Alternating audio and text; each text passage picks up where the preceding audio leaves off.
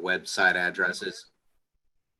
And if you all ever have any questions or anything, feel free to give me a call. I'll provide my cell number as well.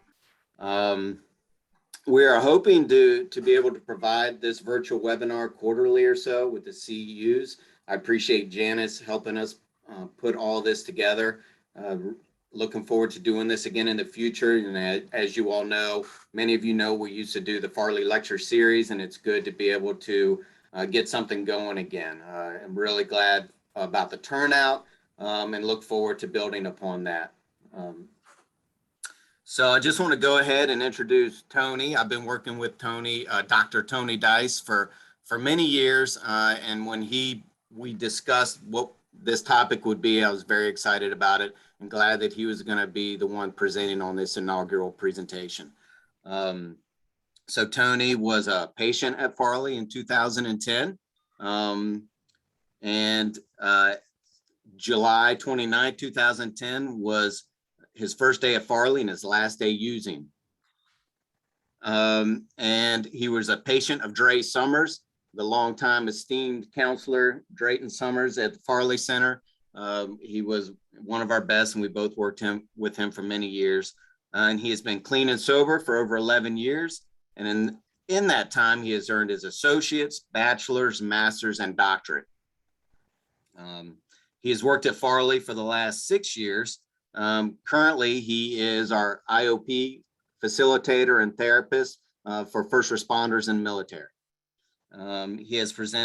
He lectured at Old Dominion University for the last 5 years on addiction, has presented at conferences on addiction at the local, regional, national, and international levels.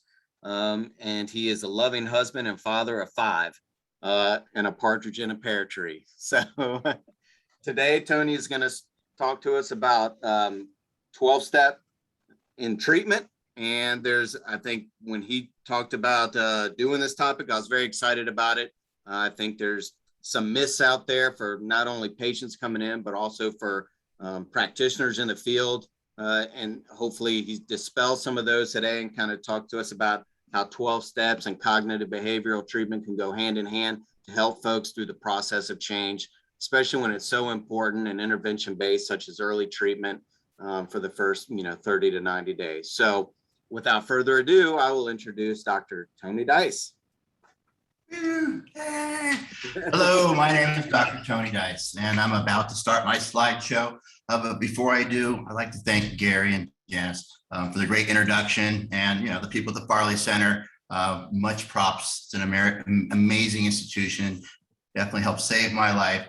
And you're going to learn a lot about me in this presentation. I'm going to share a lot, not just about me, but the information about 12-step recovery, about therapy, what we know, what we don't know, and we're going to dive into all of that. But before I get real small on your screen, I want to take a minute and just say thank you all for joining me today, because the more of this information we can get out there, the more help we're going to be able to provide in a more authentic and real manner. So let me get real small and make my slideshow real big, and we'll get going. All right. My name is Dr. Tony Dice, and today we're going to talk about 12-step recovery and how it interacts with those with substance use disorders. I want to talk to other therapists today. I want to talk to other human service professionals. I want to talk to those out there who are coming in contact with people in 12-step recovery programs and how we can best facilitate help to them. By doing so, we will better hold to our promise of helping and not harming. So here is my presentation today. By the way, the chat feature is active and you can ask questions. Know that during the presentation, I will not be answering the questions. In fact, I won't even be reading them. Gary is going to be taking note of the great questions you all have out there and saving them to the end, and I'll be able to review and answer them then. So if you're sending props out, you're saying hi and all that, please know that I'm not ignoring you. I just cannot see you during the presentation. So here we go. Here's my opening slide, and we're off and running. Let's talk about me. I love talking about me. How did I get here? Gary went over a lot already. Just real quick, I'm the oldest of 8 brothers and sisters. I believe addiction runs in the family. Most of my siblings are in recovery. They were all homeschooled way up in the mountains in Northern California. My mom, just believed that was the best way she could serve our kids. But being homeschooled all through high school, as a kid, as a teenager, isn't that much fun, especially in a small town where there's only 180 people in the whole town. So I ran away at an early age. I jumped into like a junior college. My very first really cool job was an EMT on an ambulance service and working with a paramedic. I loved that job. I mean, I got to serve others. I got to be the hero. And, my heroes of the day was Indiana Jones, and all that. I needed to be there, be the guy everyone rooted for. That was part of my makeup, I wanted to be a hero. I then did a couple years with the ambulance service, and then went to a fire service, did a couple years with them, got to be the hero again, great guys, got to work with them. And then I think I was looking for a job in law enforcement, and my chief of the fire station goes, "What are you doing?" And I was like, "Well, what's the hardest thing I can do?" And someone said a Navy SEAL, and I, impulsive as I was, and I'm going to do that. And so I went off and joined the Navy, went through BUD/S, became a Navy SEAL, served my country. And that was still trying to be the hero, trying to be the man, trying to be, the one that everyone relies on. Coming out of that, still, I had some issues. Let's see here. I began to have problems processing when I came back to the States. Ran into a lot of trouble where I wanted to deploy, but I couldn't. And just had trouble being here in the US. Started partying more, spent a lot of time partying, got tangled up, and all through my paramedic, firefighter, Navy SEAL, I was drinking. Like, that's how we partied hard, we drank hard, and that's how we processed. But when I got out of the military, I really kind of lost, almost like they were keeping a cage on me, and I kind of opened up the cage and got out of it. And I started getting involved with a lot of ecstasy, coke, and ended up with crystal meth. For almost 10 years, I used pretty hard. This was me 2 weeks before treatment. I weighed 130 pounds. I'm 6'1", and 130 pounds isn't a good look for me.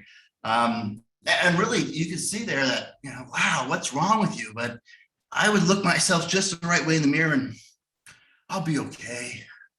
I'll get out of this. I hadn't lost hope, I was still like, oh, this is hard times. That's, the thing about addiction is that you can't see so much. You're in denial so much in your life.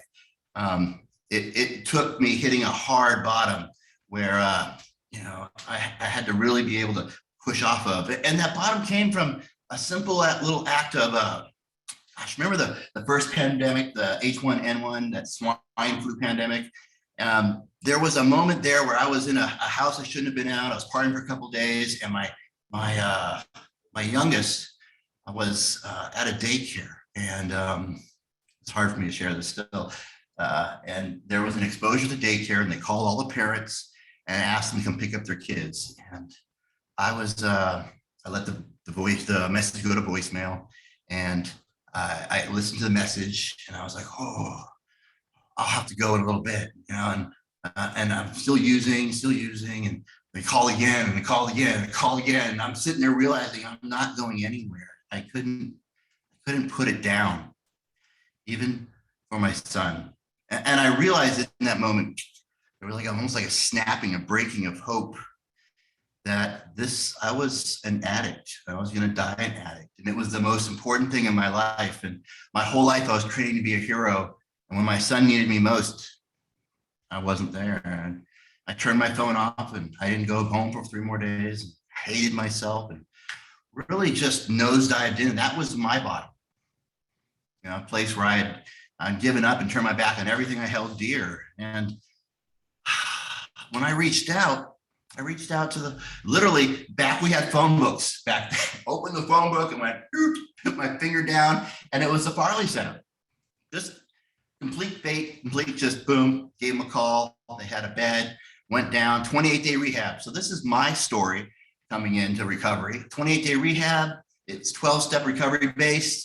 Jumped into that kind of reluctantly at first, but embraced it. Spent my whole first year in early recovery, working my way through the 12 steps. After that, I kind of grew up and figured out who I was. Man, Dre Summers, my therapist there, when I got through treatment and I started getting some working the steps with my sponsor, I kept looking back at Dre, and he became more and more of this hero to me. He helped save me from myself. You know, I want to be like that. I wanted to be that kind of hero. And so I started realizing that maybe a therapist would be a way of life for me. And that didn't, you know, a Navy SEAL going towards a therapist is a big shift in direction. But for me, it was, I kind of grew up working through the 12 steps and realized I was much more pulled towards connecting with others than I realized.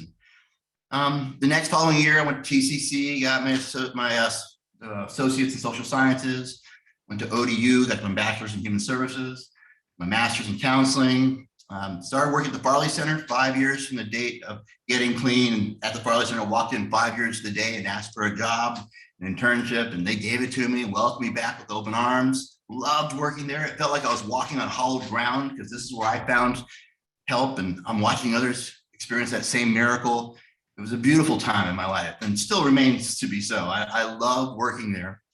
But began to see during that time a disconnect when talking to therapists and working with people between what I knew about 12-step recovery, living it, and what therapists knew about 12-step recovery, interacting with it. I saw a gap in the information. I saw a gap in understanding what the 12 steps were and what was taking place.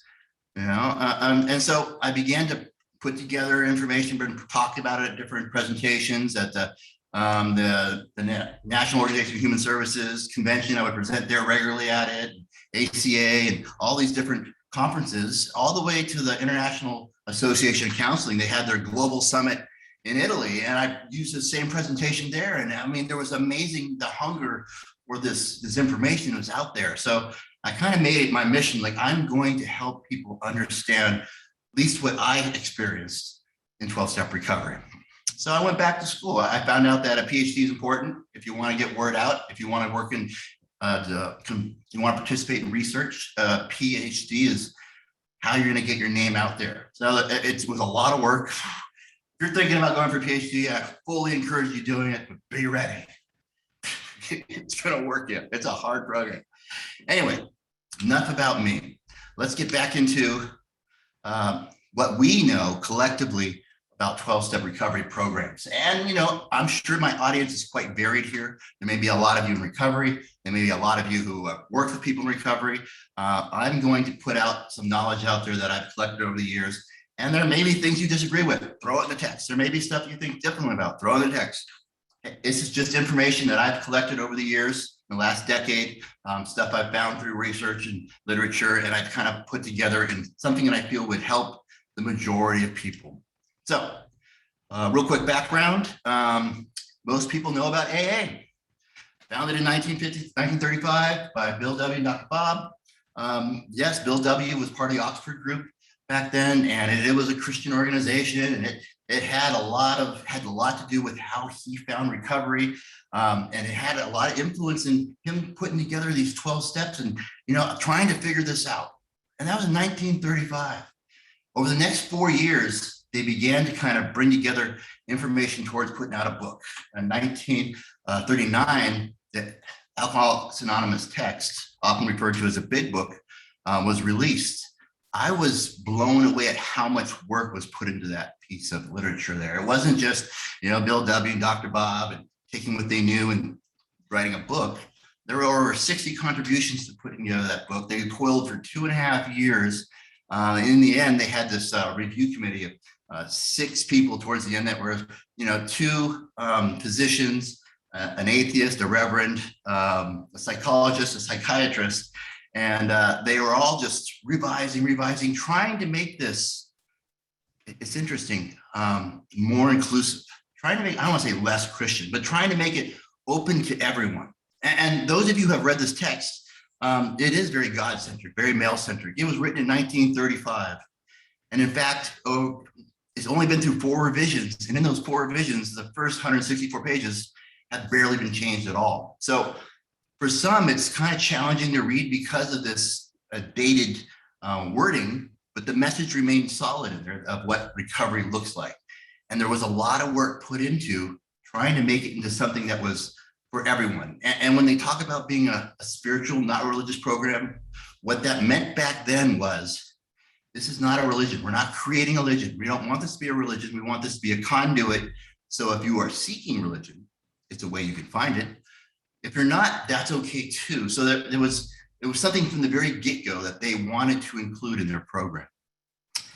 Well, as the years rolled by, this 12-step program worked for so many. It was working not only for alcohol, it was working for people with drugs, substance abuse issues. People were coming to AA meetings for different reasons, not just alcohol, for different drug abuse, heroin. There's different ways people were blowing their lives up. They were finding relief going to AA meetings. Well, seeing as back then, alcohol had one kind of standing in society and drug use definitely had a different standing in society. There was a lot of friction taking place between drug addicts and alcoholics. And there was we're talking about serious friction, not liking each other at all, but trying to be inclusive, but there was just this battle going on. And so because of that, in 1953, Jimmy Kay set about starting Narcotics Anonymous. And they were talked about, what they wanted to do with this, what do they want it to mean. One of their original titles we were working with was Addictions Anonymous, because they wanted to be all inclusive of everything, anything addictive. We wanted to tackle that because they saw these 12 steps working on not just alcohol, working on all kinds of different ailments. So, but Addictions Anonymous, AA, was already taken. And so they had a bunch of other names they went after, and they finally settled on Narcotics Anonymous, knowing that they didn't want to be pigeonholed with just narcotics. They looked at addiction as the issue, and there's a number of things you can be addicted to.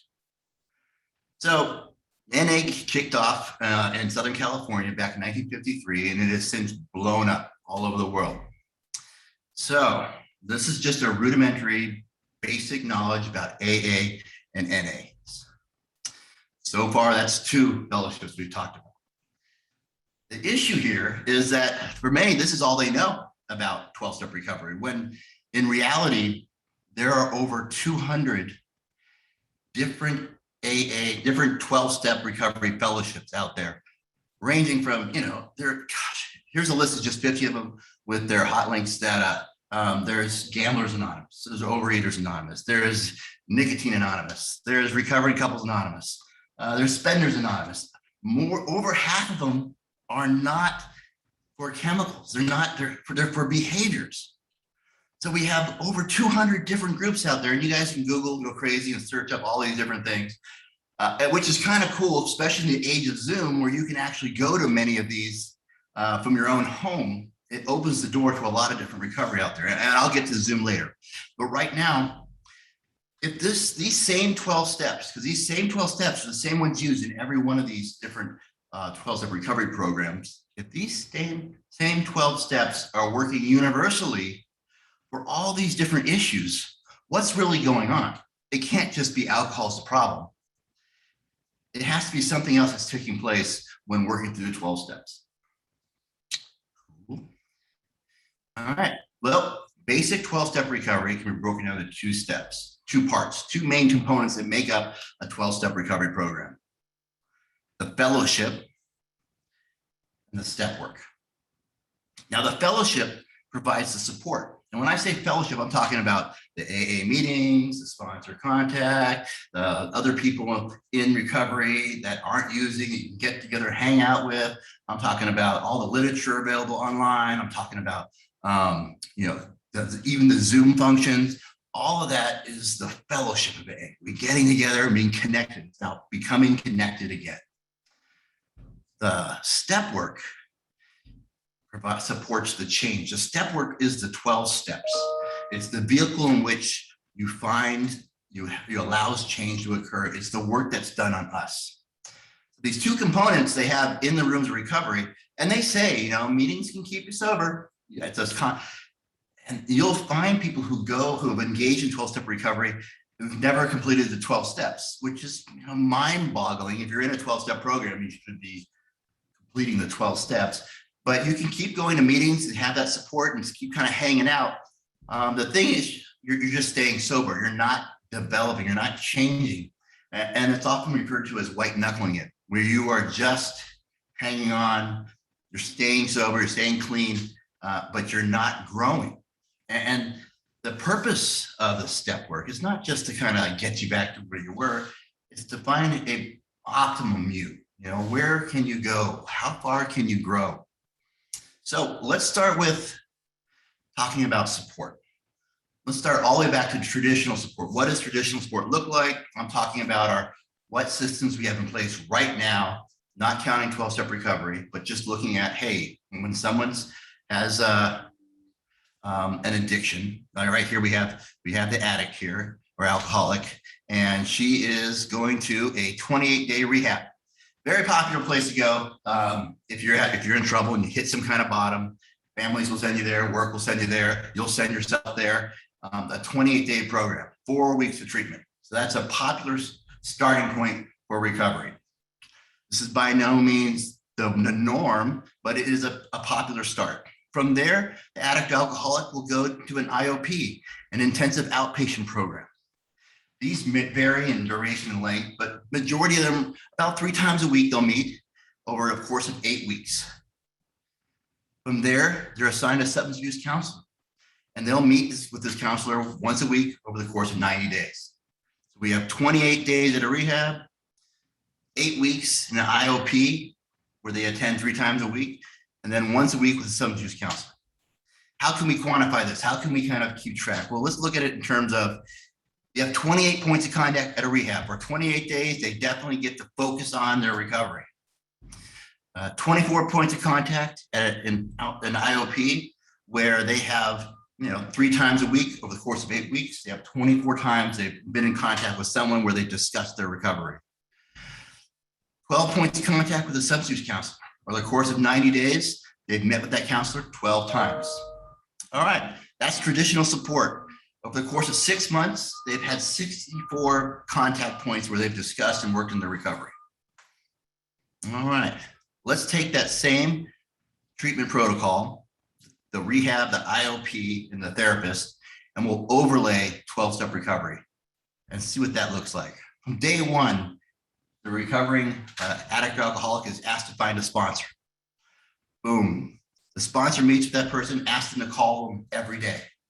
24/7, they call them once a day for a check-in. If they're in trouble, they can call multiple times a day. They're asked to go to a meeting every day for that first 90 days. This is a normal request for people in recovery. We get a lot of pushback when we ask a new sponsee or sponsee, hey, I want you to go to a meeting a day for 90 days. They are like, oh, I can't, you don't understand. I have kids, I have work, I can't do it. You don't understand. The common response from a sponsor is, hey, you found time to drink, you can find time to go to a meeting. A meeting a day for the first 90 days. Typical suggestion in early recovery. From there, during these meetings, you find other people who are in recovery. And guess what? People like to enjoy themselves. They like to hang out. You have daily access to an abstinence-based social. People have coffee after the meeting. People meet up beforehand. They have book studies. They go out to the beach and have a beach party. All these people in recovery want to hang out with each other because they're trying to do something different. And when you're new to recovery, it's not a lot of fun. It's no fun in recovery. So if you find a group of people who are abstinent and look like they're enjoying themselves, it's a way for you to begin to learn how to have fun again without use of drugs or alcohol. Online, calling people, literature, Zoom, these are all, they have free access to these resources 24/7. The Zoom meetings, a whole new level, a whole new tool in recovery has now become available to those in the program. I was in recovery during this first pandemic, first hit last year. I remember going to meetings, seeing our home group, all of a sudden we're shut down. Within a day and a half, 2 days, I saw home groups, entire AA meetings shift to virtual. We're talking 1 day, 2 days, boom, set up, and a room of 50, 60, 70 people grandmas, little grandmas who've been going to A meetings every day. That's part of their recovery. Boom, on Zoom, never done it before, but invested in their recovery with that sense of like my life depends on this program. I'm seeing these online Zooms populated and running strong throughout the program, throughout the pandemic. They have reignited recovery for many where people have either moved away and they can't attend their home groups any longer. People who have children and they don't have the time to go cut away from meetings, they lack childcare. People who are sick can still go to meetings while from their home. People who are in the hospital can still go to meetings while they're in the hospital. People who have a DUI and can't drive, you know, and are limited to what meetings they can reach, can go to different meetings on Zoom. Remote recovery. I have a brother in Hawaii who's in recovery, a sister in San Diego is in recovery, and all three of us were in the same meeting at the same time. If I want to, I can attend a meeting in Australia. I can attend a meeting in Italy. My morning home group has members from Italy who regularly attend. I mean, it's a whole new dimension in recovery that's just opened up and we're seeing, and I don't see it going away anytime soon. But all of this is available free. All these resources available free to the person in new recovery. So let's look at this. Let's quantify these connections. From day one, if you're calling your sponsor every day for the first 6 months, that's 180 points of contact. 12-step meetings. If you go to a meeting a day for the first 90 days, and after that, the second 90, you go every other day, that's an additional 120 points of contact for recovery. For the daily access, if you once a week, twice a week, you hang out with someone else in recovery, get some coffee, it's additional 24 points of contact. The Zoom, twice a week, get a Zoom meeting, you know, download some literature, surf the web, talk to someone else on the phone, 50 more points of contact. That's an additional 374 points of contact over 6 months that you've overlaid over the 64 points of contact from traditional support. Why is that important? Well, to the addict or alcoholic, drinking had become their whole world. Their whole world kind of revolved around drinking or drug use. So much so they wouldn't go somewhere if they didn't serve alcohol or they didn't have anything with them. They wouldn't go to functions. I mean, it was everything to them, how I was going to, you know, get my next hit, get my next drink. Their life was totally immersed in drinking or using. For your life to become totally immersed in recovery, it needs a lot of contact. It needs to be reminded of your recovery throughout the day. Having this many interactions is a immersion process. It is, I'm becoming part of this new culture. I'm becoming surrounded by this new sense of recovery. So that's a lot about the support provided for the addict. I want to talk for a minute about one key component of the support: sponsorship. What is sponsorship? All right. A sponsor is someone who has more time than you in recovery, who has asked you, almost like taking you under their wing, and asked you, hey, call me every day. If you have any questions, we can talk. I'm going to work with you and take you through the 12 steps, the same way someone has taken me through my 12 steps. They've volunteered to work with someone at no charge. You're not getting any kind of payment for it, but someone did it for them, and now they're doing it for someone else.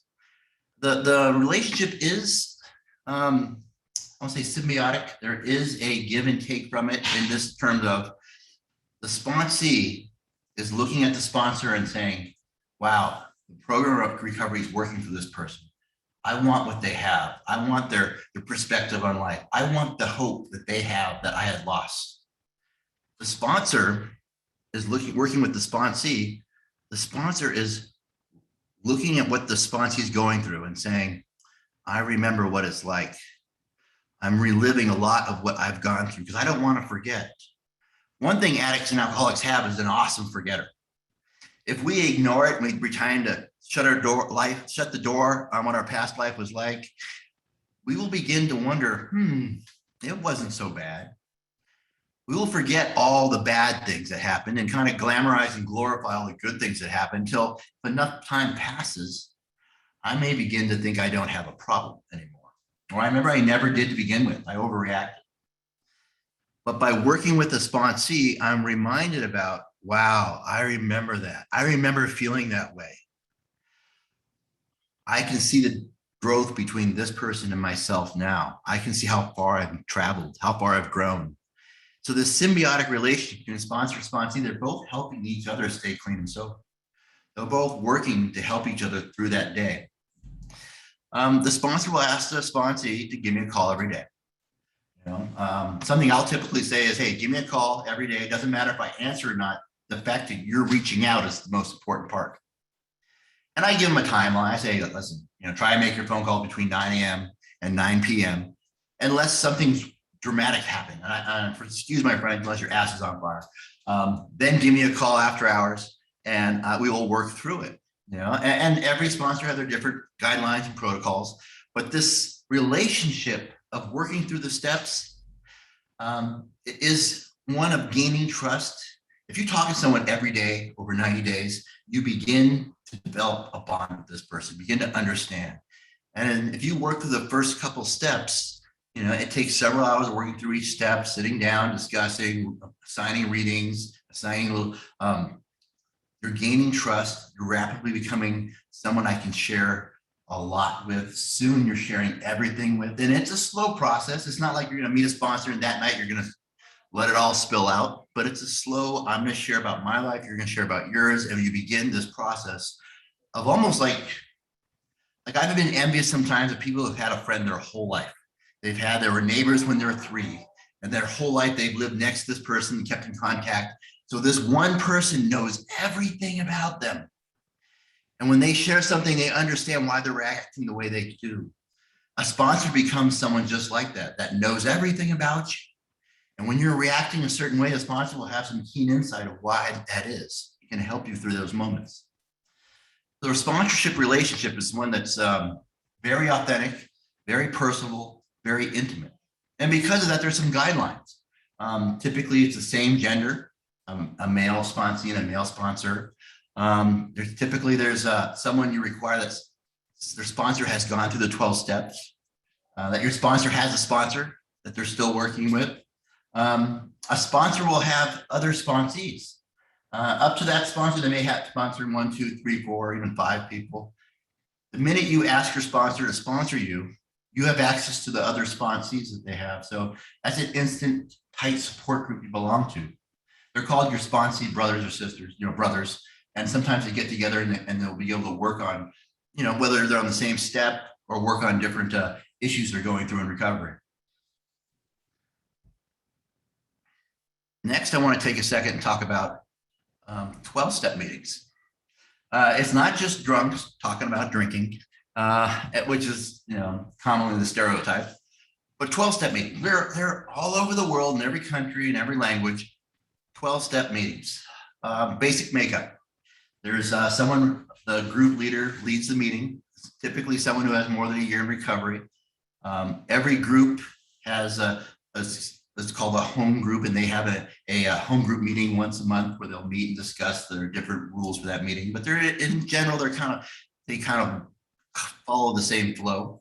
Most of them are open discussion where anybody can share, and that could be the topic of discussion for the day.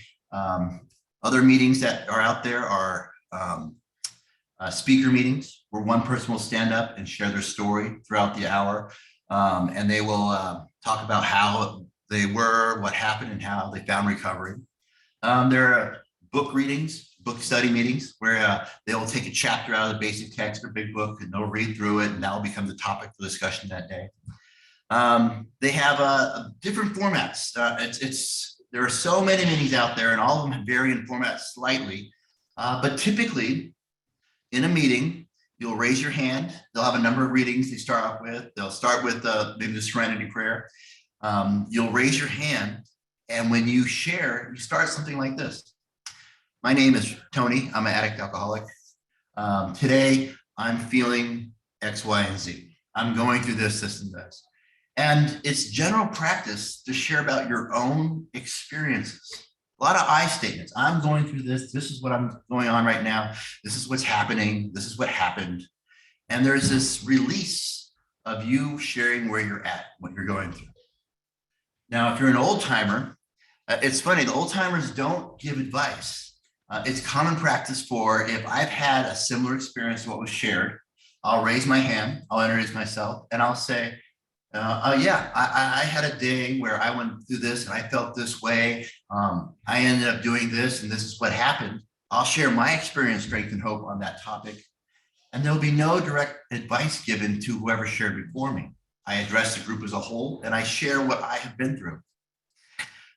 Surprisingly not, this sounds a lot like group therapy. But this is the general flow of a meeting, and you begin to see these little connections start forming of patterns of, wow, a lot of the same issues, feelings, situations are repeating themselves. And this common share you begin to identify in. So if you're a newcomer to these meetings, you begin to hear your story in bits and pieces. And there's a sense of, wow, I did that. I did that. And I think what some of the magic that takes place in these meetings is the addict and alcoholic has been told by all kinds of people in their life, you need to do this. You're not doing this. Here's what's wrong with you. This is what you need to do. And this is what's going on. And you walk into the rooms of AA and NA or any other 12-step group, and you're hearing people share their experiences, and no one's telling me what I need to do. They're sharing what they've been through, and I get to see, wow, that's working. Maybe I'll try that.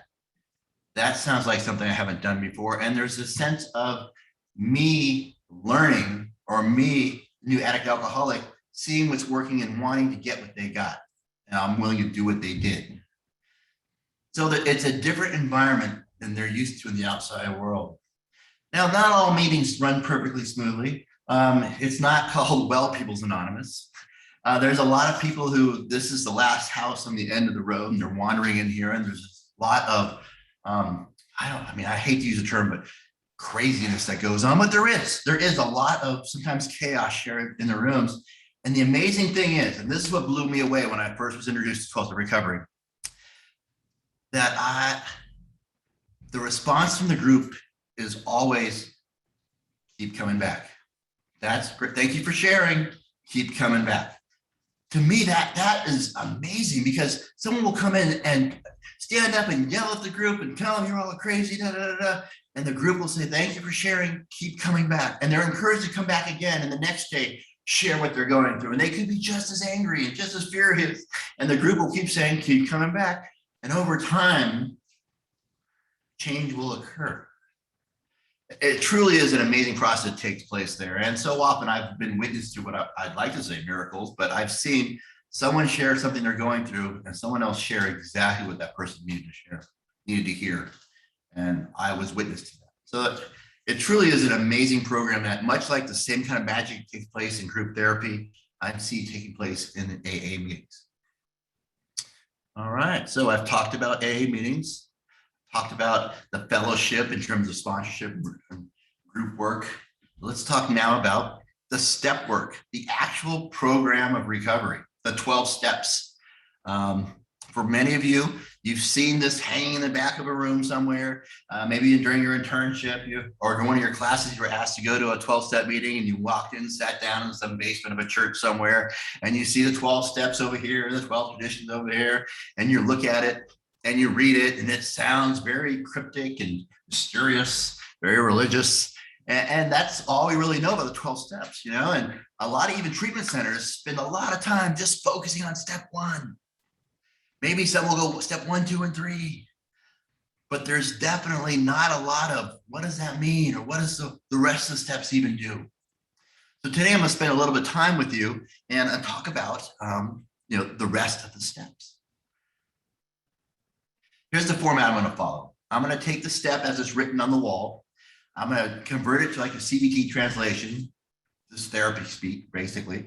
And then I'm going to tell you the function, what function or role that plays. All right. Step 1, we admitted we were powerless over alcohol and our lives become unmanageable.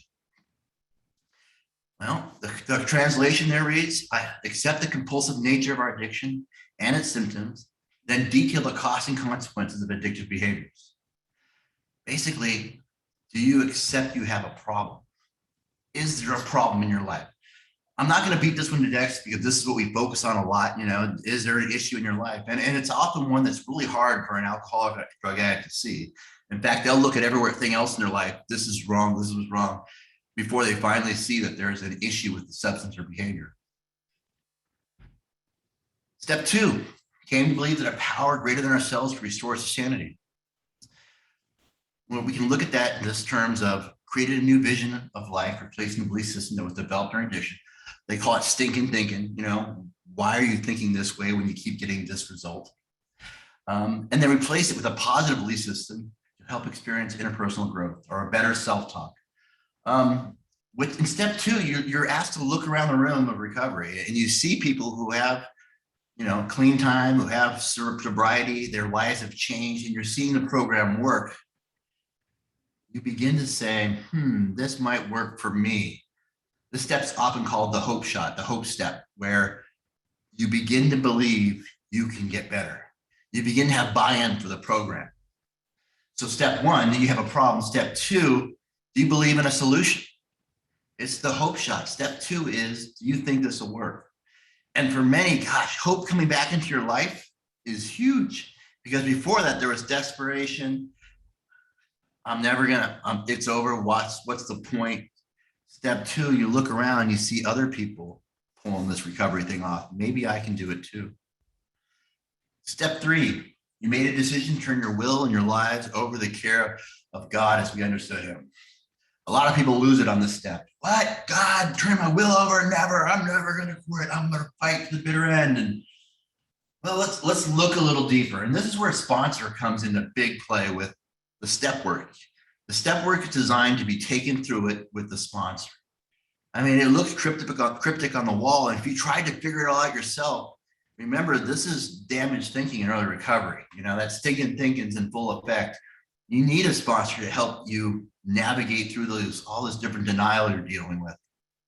So step 3, you're going to commit to following the guidance of a process or program greater than yourselves. It doesn't have to be God or God of your understanding. It can be.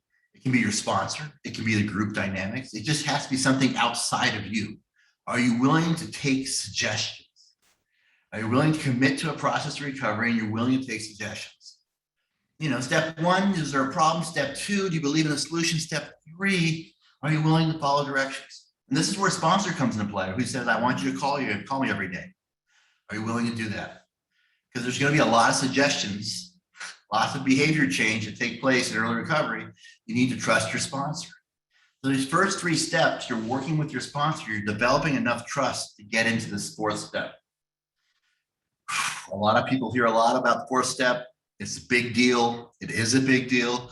So much so, there's a saying in the rooms of recovery that on either side of a 4th step is a 5th, meaning that if you either get through the 4th step to the 5th step, or you're going to relapse and drink a 5th of liquor. Step 4 is made a searching and fearless moral inventory of ourselves.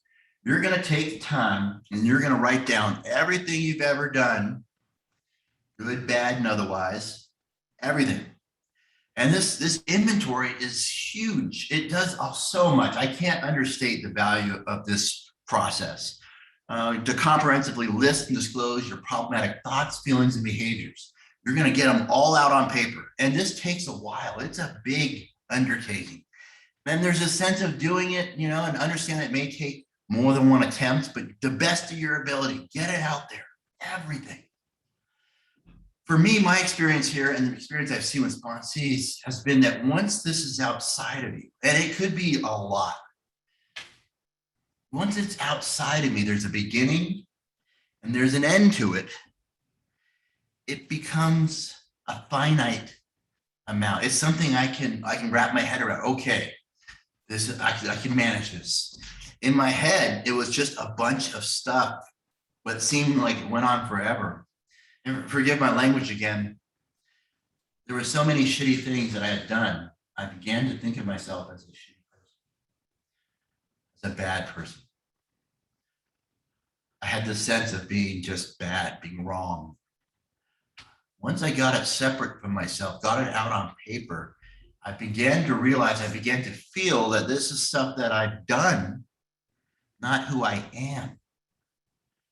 this process of getting it outside of me, maybe see this is something I can manage, because there is a beginning and end to it. It didn't go on and echo forever up in my head. The next part of this, step 5, is admitting to God and to another human being the exact nature of our wrongs, is telling someone, because in recovery, they talk about secrets keep you sick. If no one knows but me, in addiction, if no one saw it, it didn't happen. Well, I know. And believe it or not, it matters what I think of myself. It does matter. So this being honest with someone else, letting someone else in on all of this, is owning it. Look at me as authentic as I can possibly be, as real. And having someone else in that close to be that. And that sponsor is sharing their stuff as well. So there's a sense of a mutually assured destruction. You have my secrets, I have yours. And together there's this sense of, okay, you get me. This sharing, knowing that the addiction cycle depends on secrecy and isolation. An addict has secrets, an alcoholic likes to isolate, but the opposite of that is sharing, connecting, letting someone all the way in. This recognition from me of unhealthy patterns developed in life. I'm beginning to see these patterns, and my sponsors there with me pointing them out. Look at, you continue to do the same things and get the same results over and over again in your life.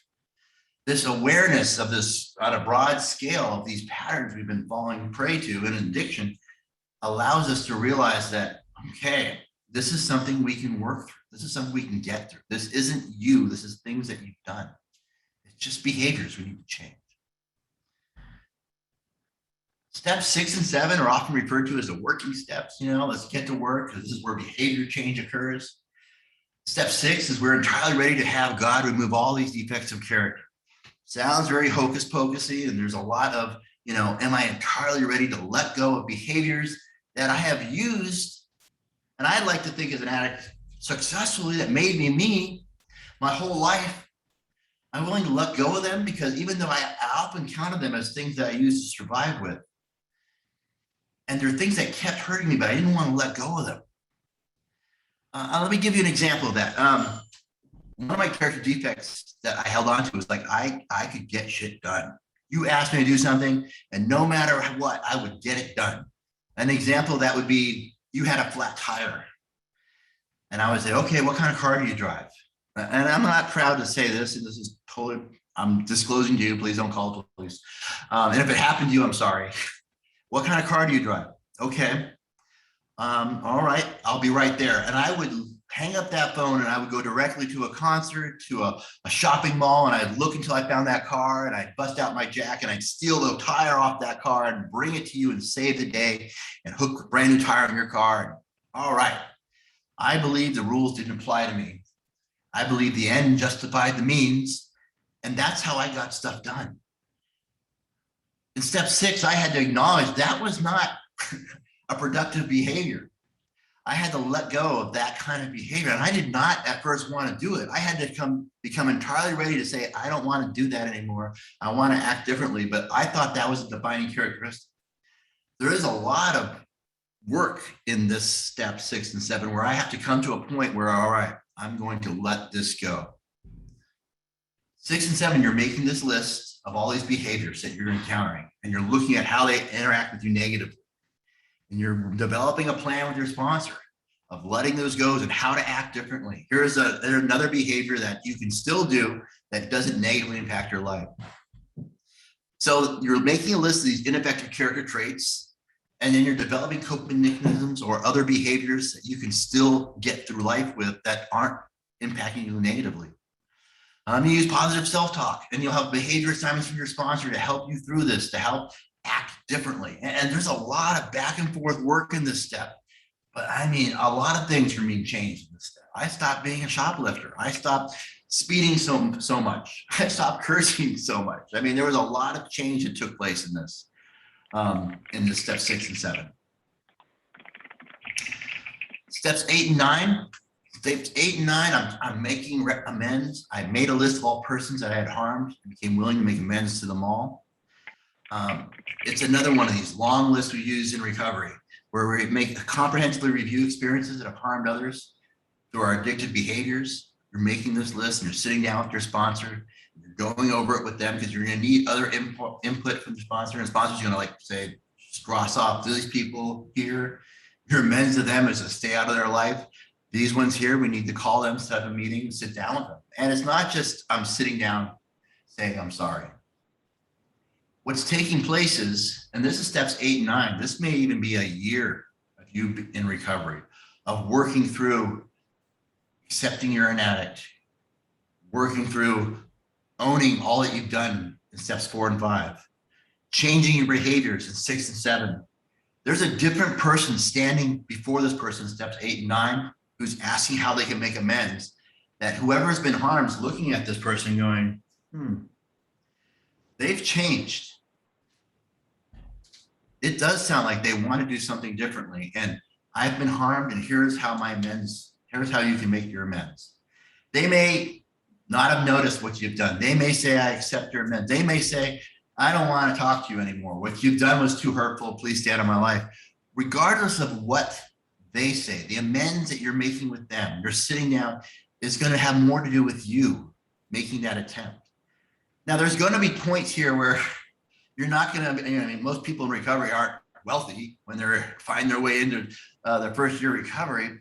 And there's a lot of money to be owed. I mean, for me, there was IRS, there was 21 different debtors I had to come to grips with. Part of my 8 and 9 was sitting down and I had to handwrite a check, a handwritten envelope with a stamp, and every one of them got something, no matter how little. I had some checks for $2, some checks for $5, and I had laid them all out on my table in 21 different stamps, and everyone got something, but that was the beginning of making amends to that process. And it was funny, something happens when you make that first amends. When I took those envelopes, I walked down and, collectively, it might have only been $50 that month that I could afford to put towards this. And I mailed those letters in the mailbox. And even though it was a small correction, I felt differently. I felt like I had stopped sliding into the red and I'd taken a step towards the black of getting right with the world. I felt a little bit taller. I felt like I was becoming a more productive member of society. And when you call people to make amends, when you call people like a debtor, or you call the IRS, they're really nice people when you're calling them. I was surprised at how easy it was to set up a repayment plan and how much they helped me work with them. But part of my amends in that way has a lot to do with your sponsor. And there's no set way in which the sponsor sits down and processes that. They work together to find a way to make those amends. A quick example on that, I had stolen a lot from Home Depot when I was in addiction. And I wrote that down in my 8 and 9 step, and my sponsor sat down with me and we discussed how to make these amends. And this is the way my sponsor did it with me. He asked me, what did Home Depot do when you stole for them? Did they go into bankruptcy? And I said, no. The sponsor said, no, they merely raised their prices for everyone else to cover what you've stolen. You actually were taking from your community who had to pay the higher prices at Home Depot. You need to make amends to your community. And he asked me to find a volunteering at the soup kitchen, finding a Habitat for Humanity, which is what I did, find out how much I'm worth an hour, and then set up a volunteer where I'm paying my community back for the money I stole Home Depot. And that's how I made my amends for that. And it's a long list of things, and it may take you years to work through. That list of debtors I had, the 21, 10 years later, I'm down to 2. I'm going to get you, IRS. I'm almost there. But I mean, it takes a while to get square with the world. But the thing is, I am taking steps towards becoming a productive member of society again. And the function of this is you see the behavior change because you're also seeing in the amends, wow, that it does make a difference what I'm doing. I don't want to do this again. I can see the wreckage of my past. In steps 10 and 11, steps 10 is continue to take a personal inventory. On a daily basis, I'm going to sit down and I'm going to look at what I've done with everyone, what my experiences were with each and every individual I've encountered that day. And I'm going to review my actions. And the minute something goes wrong that day or the next day, I'm going to take corrective action. And what that means is if I say I bump into someone at work or I'm rude to them in a rude interaction, oh, the a-hole, and they go off their separate way. And if I don't talk to them again, next time I see him, that guy hates me. And we begin this divide between us. And over a period of time, we just don't talk to each other anymore because that guy doesn't like that. And there's this negative. If that night I would have sat down and go, wow, I was angry at so-and-so and I took it out at my friend at work. I need to make amends to that person. The next day I see him say, hey, John, I'm sorry if I was short with you yesterday. I was having a bad day, my bad.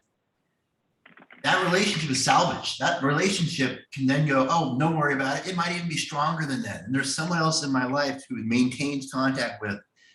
On a daily basis, I monitor who I interact with and I make amends as soon as possible to stay on course. So step 10 is this daily recorrecting.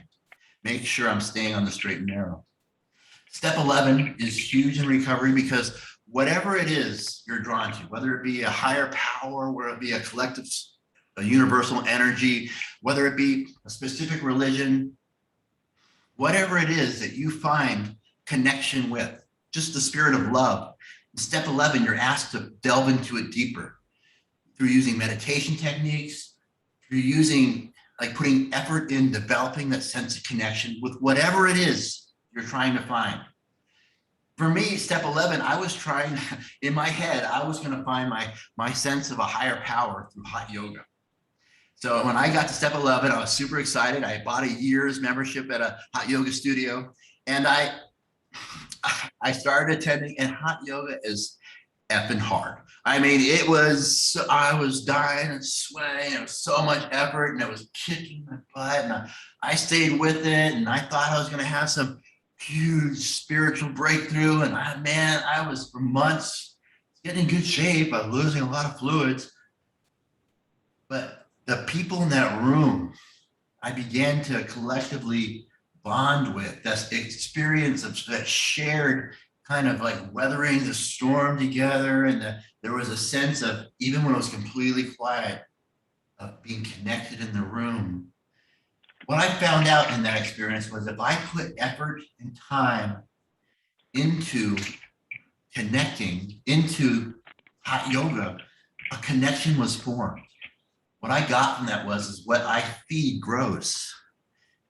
My sense of higher power, my sense of connection with whatever it is I'm seeking, I need to put effort into it. It might be pain, it might be time, it might be just, a long meditative process. Whatever I put that into is going to grow. And in my step 11, I found out how to do that. That was my gift in step 11. And the overall function for these two steps is monitoring and maintaining our psychological health. Putting time into correcting my shortcomings on a daily basis, and then achieving the sense of being connected with others, connecting with a higher power, connected with whatever it is I choose, but not realizing I'm not alone in this world or in this process. And finally, step 12, which is my favorite step. It's the one that I see at work in my life on a daily basis. It reads, having had a spiritual awakening as a result of these steps, we tried to carry this message to alcoholics and practice these principles in all our affairs. Once changes occurred, support is then given to others in addiction. For me, that was typically seen in sponsorship. I've had all this success in recovery. I've gotten so much of my life back. I've got this better sense of who I am, this sense of self-acceptance, and I see someone else come into the room, someone new, someone who was walking the same steps I walked coming in. I can see that same hopeless look in their eye. And I invite them, hey, you need some help? And they ask me to be their sponsor. And I say, yes, just give me a call every day. And I agree to take them through the 12 steps. And the same way my sponsor took me through the 12 steps, I'm going to take them. We're going to have that same journey together. And in this process, I'm going to be reminded of what it was like my early days. And the sponsee is going to see me walking this road of recovery, interacting with the world from a sense of I own what I did and I'm using what I've done to help others. I'm trying to get across to you what's taking place here. because it is powerful. The stuff I did that I used to beat myself up from, turning my back on my little boy when he needed me most, I'm able to take that experience and sit down with my sponsee, and he's going to say, I hate myself because of this. And I'm going to say, listen, I did the same thing here. This is how I got through it. And this is how I'm living now. You can too. The things I did that I used to beat myself up for, I can now share and help others with. I can own them and realize it didn't happen for no reason. I had to walk through that fire in order to get here, to be here for you. It brings value to the things I used to kill myself over. I used to hate myself over. It brings value. They become tools in which I interact with the world in a positive way with. And in this way, this program becomes unique. You can't take an employee at Walmart and say the worst employee who's broken every rule, who's fallen all the way down the ladder of life, isn't going to be revered as the most valued employee. In recovery, the person who has fallen down the ladder of life, who's been through so much, who has gone down, self-hate, deprivation, jails, institutions, maybe almost dying, in recovery can have so much experience, strength, and hope. They can become one of the most valued people in the room to help others because they have so much experience that they can share with the newcomer. It is a tremendous program of finding your way back, becoming a value to the world again. Those are the 12 steps. Now, I've gone into each one of them. I've talked about what their function is, what they mean, what the patient is trying to achieve in each one. How can we as therapists, working with these people, help them? Now, if we take a step back and we look at these steps and we kind of collectively put them in groups, steps 1, 2, and 3, and some of you may have noticed this earlier, they sound a lot like contemplation, preparation, and taking action in the stages of change model. That, if we can understand that's what's going on, I've already been trained in stages of change. I can use what I know in this area to help this person navigating these first 3 steps. I have a working understanding already of what they're going through. Okay, they believe the process is going to work, but they're contemplating whether or not they want to take action, whether or not they want to follow their sponsor's suggestions. They're on the fence. I can sit down with them and say, hey, why don't you just give them a call? It's not going to hurt anyone. He wants you to call them every day. I know you feel like you're interrupting and you're intruding on his life, but he asked you to do this. He asked you to give him a call. Give him a call. You see how taking what we know already and using it to help the sponsee get through what they're going through? Because as therapists, with working with people in recovery, we're going to encounter them and they're going to be happily share with you. Yeah, I'm on step 2 right now with my sponsor. You can instantly pull up, okay, stages of change. I know where you're at. I know what you're going through. We look at steps 4 and 5. Again, narrative therapy, straight up. People are separate from their problems. They're the expert in their own lives. How can we sit down with them and talk about what they're going through, what they've written down? There may be specific instances, and it's in the literature for recovery. It specifically states they just need to share it with someone. It doesn't have to be their sponsor. It can be us as therapists. It can be their priest. It could be anyone. They just need to share them with someone. They may be more comfortable with us, with you as a therapist, than they are with their sponsor about a specific instance. It is okay for them to share it with you. Once shared with you, it could be, you may find it that it's something that their sponsor would benefit from knowing, and you can encourage them. Maybe you can share with your sponsor as well. You share with me and you saw how I didn't reject you. I still accept you. I understand you're a flawed human being who's getting better. Share it with your sponsor. You can redirect them back to their sponsor. Understand that steps 4 and 5, you're becoming very vulnerable. You're getting down to the nitty gritty of what you've been through. And this idea of being that open is scary and dangerous, and often met with a lot of anger, redirection, a lot of self-sabotage, something that we could be on the lookout for when they're trying to sit down and accept and own their story. We talked about 6, 7, 8, 9, and how a lot of work is being done. You know, it is straight up CBT. There's a lot of different behavior modifications that take place. I mentioned before that I did a lot of shoplifting. And step 6 and 7, my sponsor, one thing they had me do was I would go to Target, which I used to shoplift from a lot, and he'd have me push a shopping cart around in early recovery and put anything I wanted in the shopping cart. Anything I wanted. I'd go up down every aisle, put whatever I wanted. And I'd walk all the way up to the front of this Target. And before I left the store, I would let go of the shopping cart, look at all that stuff, realize I didn't really need any of it, and walk outside. You know, my sponsor wasn't a therapist, but this process worked with him. He let me try it. And I remember realizing I didn't need to do that. That was something I could let go of. And that was a simple behavior modification I did that helped me get through thinking I needed to get away with something every time, thinking I had to have something in my pocket when I left the store. I had to let go of that. And that simple little process helped me get through it. And that's just one of a million different ones my sponsor did with me, or different sponsors do with different people. Steps 10, 11, 12, you know, the sponsee is becoming more self-aware. They're experiencing more freedom. They're becoming more aware of what they do on a daily basis. They're creating their own identity. They're searching for meaning, expanding their search for meaning in their life and purpose.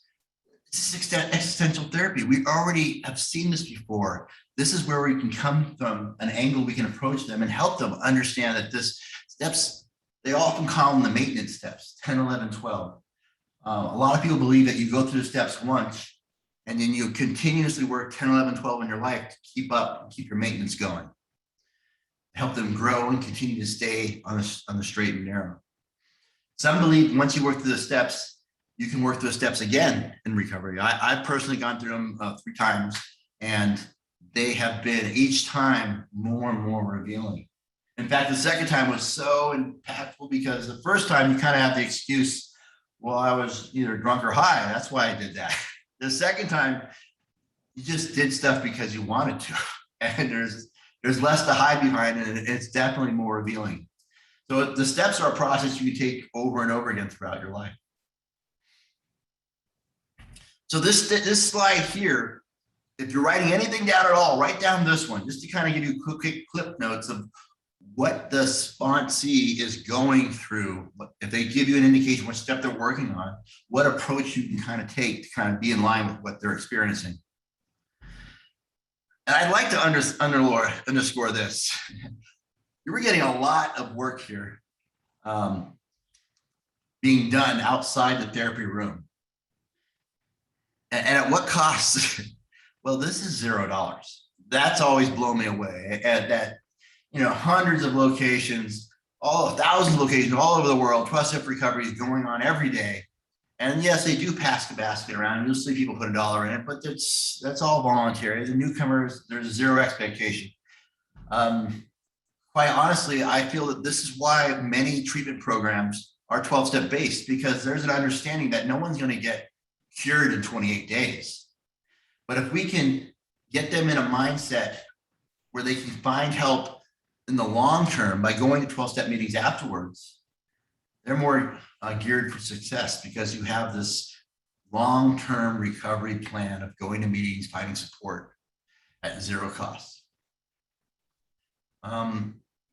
This last slide here, I want to talk about, because this is something I feel very deeply about. I'm going to read this verbatim. 12-step recovery is more than just a meeting. It is much richer, is a much richer experience than most realize. In fact, it is a culture. And as counselors, we must treat it as such. We are ethically bound to be aware of this transition period in an addict and alcoholic journey, and to help and not harm. We can't be dismissive of what they're going through. We have to understand that it is its own culture. I mean, it's practically a cult. You go in, there are secret meetings in basements, and they have, you know, their handshakes, and no one identifies themselves. It's all anonymous, and I mean, they have special rules on the wall. It's practically a cult. It is a fully immersive culture that they're have gone into and they're experiencing. And it's supposed to be, I don't want to say overwhelming, but it's all inclusive, a new friends group. They're asked to change people, places, and things. Um, it is an immersive experience. And if we in the therapy room don't honor that, if we don't see it as not just, oh, you're going to meetings, good for you. You know, that's good. You should keep it up. But instead of, wow, that must be huge for you. You've stopped going to people, hanging out with your old crew. You've changed everyone you used to hang out with. You stopped hanging out with your work buddies. You stopped hanging out with your bowling team. You stopped hanging out with your soccer team, all the soccer moms. You've changed everything in your life. Now you have this new person you're talking to every day. That's good. Oh, and you met some new friends. That's awesome. I mean, there's this huge change in environment taking place, this whole new culture they've entered into. If we don't treat it as such, if we try, I don't want to say belittle it or just don't give it the honor it deserves, we're doing our clients a disservice. I hope at a minimum, all of you here have maybe gotten a little of understanding just how robust 12-step recovery is. You know, it is more than just, you know, alcoholics talking about drinking at a meeting. It is all inclusive. It impacts every aspect of someone's life. And please take that with you. I'm glad we got to spend this time together. Here's a list of some of the references I used in this presentation. You can email me directly, or you can reach out to Janice or Gary. And if you want a copy of this presentation, they'll provide it for you. I'm super stoked we spent this time together. I know you learned a lot about me. I do want to take some time to answer any questions that you may have and kind of open the floor up. And I'm Gary, I'm sure you're out there. Hopefully you have been keeping track of all this, but I'm going to stop my presentation now and kind of open the room up.